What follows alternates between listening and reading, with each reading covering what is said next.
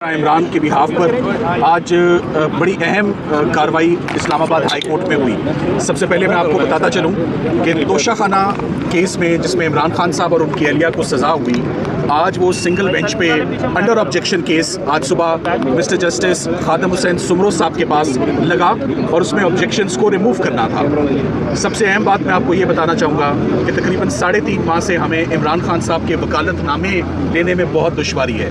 Jail Hakam हमारे 12 राब्ते के बावजूद, मुख्तलिफ कोर्ट ऑर्डर्स के बावजूद, मुख्तलिफ टाइमिंग्स पे उनको कांटेक्ट किया गया, मगर वो वकालतनामे नहीं दे रहे। सो जेल सुपरिटेंडेंट साहब का ये जो इक़दाम है of not furnishing us and not providing us the power of attorneys to fight the legal battle, ये बहुत अलार्मिंग बात है। जेल सुपरिटेंडेंट साहब के खिलाफ पहले भी काफ़ी गिले शिकवे ऑलरेडी आपके नोटिस में है।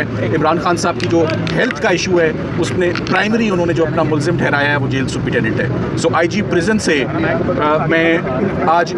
मैं आईजी प्रिजन साहब से खिताब करते हुए मैं उन्हें कहूँगा कि वो अडयाला जेल में मामलात को देखें कि सुपरिटेंडेंट जेल अपनी ड्यूटीज़ में इतने रिवेंजफुल या इतना निगलेक्ट और इतना केयरलेस एटीट्यूड वो कैसे रख सकते हैं कि वो हमें 3 महीनों में वकालतनामे भी ना दें। सो आज वो ऑब्जेक्शंस तो रिमूव हो गए। इमरान खान साहब की अपील जो है अब उसको रेगुलर नंबर लग जाएगा, क्योंकि हमारे पास पुराना वकालतनामा था। हमने उन्हीं पुराने वकालतनामों पे हमने अपनी अपील्स दायर की और टाइम के अंदर अपील्स दायर हुई। 9 दिन के अंदर अपील दायर हो गई। 30 दिन का टाइम होता है।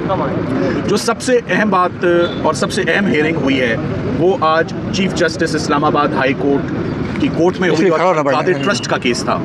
अल-कादिर ट्रस्ट में अफसोस की बात यह है कि आज 5 महीने और 15 दिन के बाद ये हियरिंग फिक्स हुई और इन 5 महीने 15 दिन में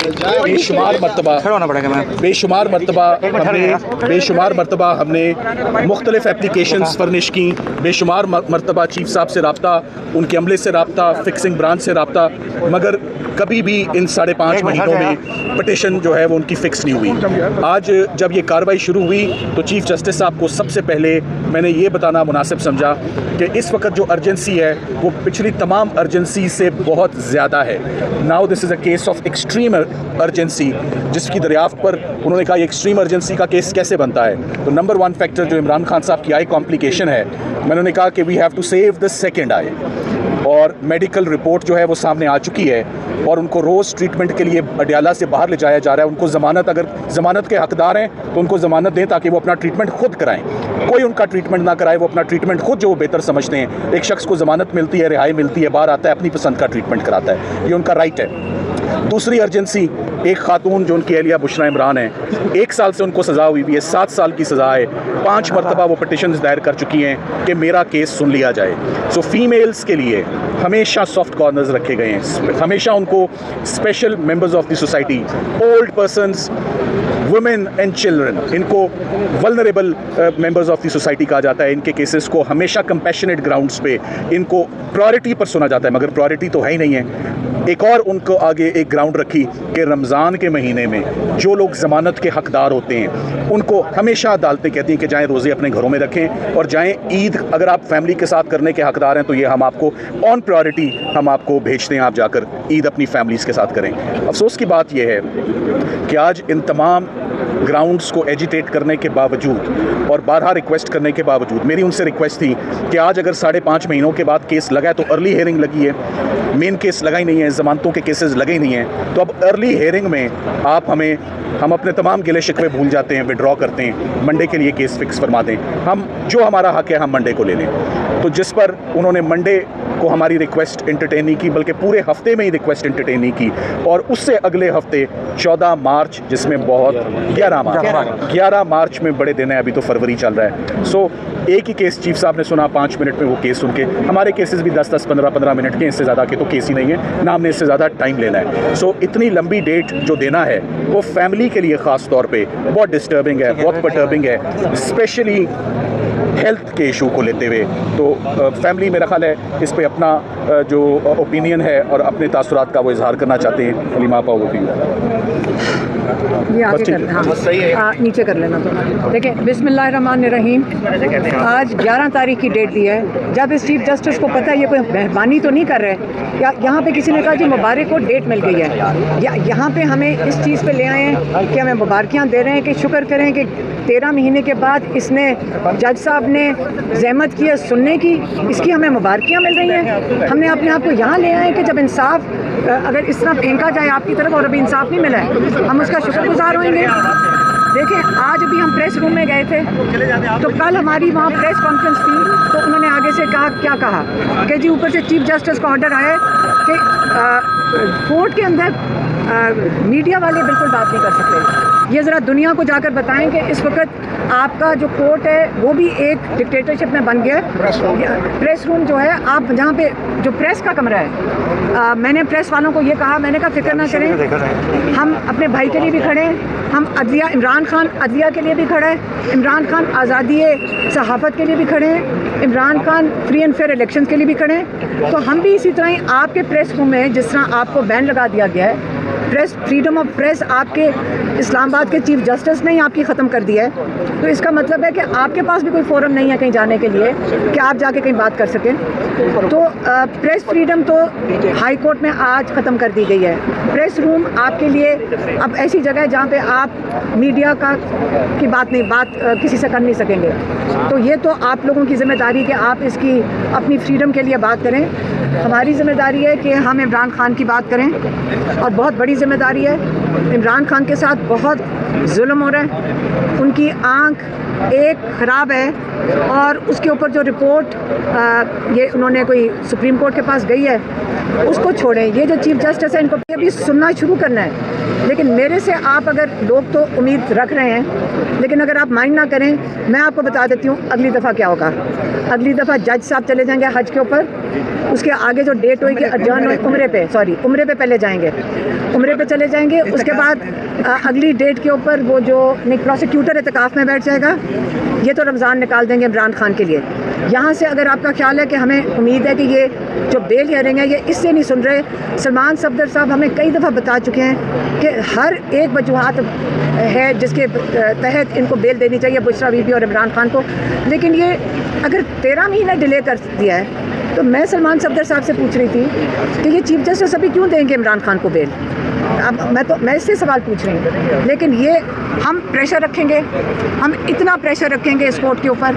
अगर ये 11 तारीख इसलिए उन्होंने दी है कि उनको फिक्र थी कि हम सारा दिन आके यहाँ बैठ जाएंगे, हम कल से हमने कहा था हम यहाँ बैठेंगे, उसके डर में इन्होंने जल्दी से केस लगा के 11 की डेट दे दी है ताकि 2 हफ्ते इनको आराम से गुजर जाएँ। लेकिन अब हमारा नेक्स्ट स्टॉप किधर है? Supreme court.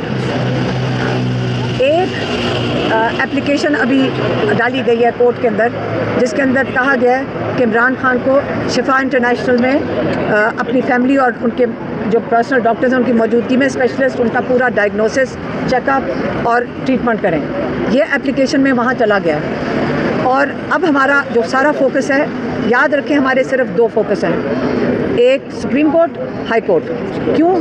क्योंकि एक में इमरान खान की 2 बेलें हैं और बुशरा बीबी की, और एक में इमरान खान के इलाज की हम तवक्को रखते हैं। और ये 2 फोकस हैं। और इसके लिए हम चाहेंगे कि अभी तो हम कह रहे हैं कि जज हमें दे दे रिलीफ, लेकिन जज नहीं देता तो हम पूरे पाकिस्तान को कहेंगे कि आप बताएं कि हमने इमरान खान को कैसे अस्पताल में रिलीफ देना है। ये पाकिस्तानियों जो सारे हमें कह रहे हैं, हम तो खड़े हैं। लेकिन अब लॉयर्स को सारे, मेरे ख्याल में, मैं अभी किसी से पूछ रही थी, PTI में माशाल्लाह जो इलेक्टेड लॉयर्स हैं और जो टिकट होल्डर्स लॉयर्स हैं बेतहाशा हैं। हम चाहेंगे कि वो ख़ास तौर पे सुप्रीम कोर्ट में जाके पेश हों।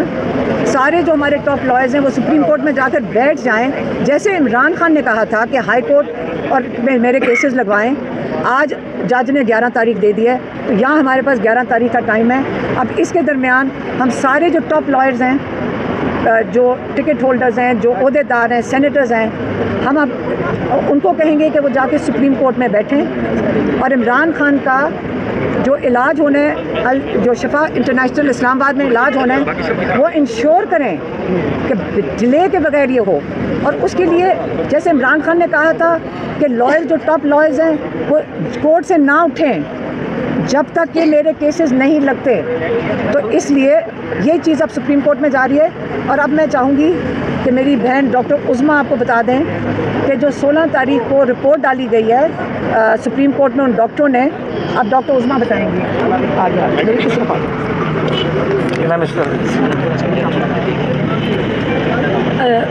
अस्सलाम वालेकुम।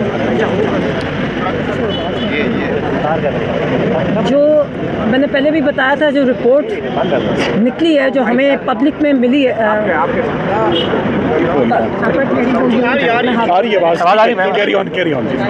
बहुत ज़्यादा माइक्स हैं, आप कैरी ऑन करें। जो रिपोर्ट पब्लिक इन्होंने की है, जो ऑफिशियली पब्लिक की गई है, वो एक बड़ी इनएडिक्वेट और अनप्रोफेशनल रिपोर्ट है। मैं पहले बता चुकी हूँ, उसका कुछ नहीं है। डॉक्टर्स ने कमेटी कुछ नहीं किया और ये बहुत कंसर्निंग है क्योंकि ये डिले होता जा रहा है। ये पॉलिटिक्स नहीं है, ये खान साहब की सेहत है। और ये फ़िक्र की ये बात है कि जिन स्पेशलिस्ट ने लिखा है वो कहीं गायब हो गया। वो नज़र जो हमारे स्पेशलिस्ट जो इनसे कांटेक्ट में थे, वो कहते हैं कि उन्होंने हमें सिर्फ एक मिनिमम बात बताई, उसके बाद फ़ोन उनके बंद है। वो कहीं गायब हो गए हैं, वो कहीं अबडक्ट हो गए हैं, तो कुछ नहीं बताया। सारे डॉक्टर्स बहुत कंसर्न हैं। उन्होंने कहा है कि ये जो सुप्रीम कोर्ट में उनको मिसलीडिंग रिपोर्ट सुप्रीम कोर्ट को दी गई है, जिसकी बिना पर उन्होंने सुप्रीम कोर्ट ने अपना फ़ैसला सुनाया 16 तारीख को, वो एक जुर्म है। और इन डॉक्टर्स पे हम डिमांड करते हैं कि इनके ऊपर क्रिमिनल प्रोसीडिंग्स की जाएं, ये और उनको सामने लाया जाए। पब्लिकली आके हमें फर्स्ट हैंड खुद बताएं कि क्या नहीं, पहले तो बताएं डायग्नोज क्या किया है। उन्होंने हम बताया नहीं है कि डायग्नोसिस क्या है। हमें ये भी नहीं पता कि ट्रीटमेंट, वो नहीं कह रहे। एक अनप्रोफेशनल रिपोर्ट हमें बता रही है और अब तो दूसरी दफ़ा तो बताया कुछ नहीं है।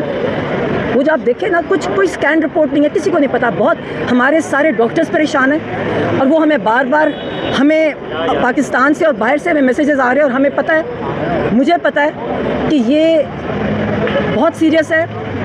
और फिर मैं दोबारा कहूँगी कि ये जानबूझ के किया जा रहा है, ये जानबूझ के कराया जा रहा है, ये डिले भी जानबूझ के है।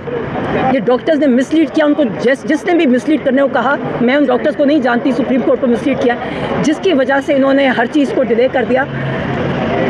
मैं फिर दोबारा कहूँगी और कहती रहूँगी कि इमरान खान ने जो बार कहा था, वो बिल्कुल सही कहा था कि उनको ये डिले से इनको जानबूझ के ये इनको कत्ल कर देंगे। ये जेल में हमें नहीं पता क्या हो रहा है, हमारे से क्यों छुपाया जा रहा है, और हमें इस चीज़ की बड़ी परेशानी है। और हम डिमांड करते हैं सुप्रीम कोर्ट के कि इमीडिएट प्रोसीडिंग्स की जाएं, पहले डॉक्टर्स के साथ अगेंस्ट की जाएं और फिर उनको सामने हमारे लाया जाए कि इन्होंने किया क्या उनके साथ। सलमान सदर साहब, कुछ चीज़ें एक सेकेंड देखें, अभी जो डॉक्टर उज़्मा बता रही थी कि जो 16 तारीख को इन्होंने रिपोर्ट दिया डॉक्टर्स ने, वो सिर्फ इसलिए की थी क्योंकि सुप्रीम कोर्ट ने डिमांड किया था कि मुझे बताओ कि तसल्ली बख्श इलाज हो रहा है कि नहीं। वो रिपोर्ट इन्होंने उसके अंदर कोट किया है कि जो स्पेशलिस्ट डॉक्टर्स ने उनके साथ इत्तेफाक किया है। जो स्पेशलिस्ट डॉक्टर ने लिख के भेजा है, उसने कहा है कि मैं इत्तेफाक नहीं कर रहा हूँ। उसने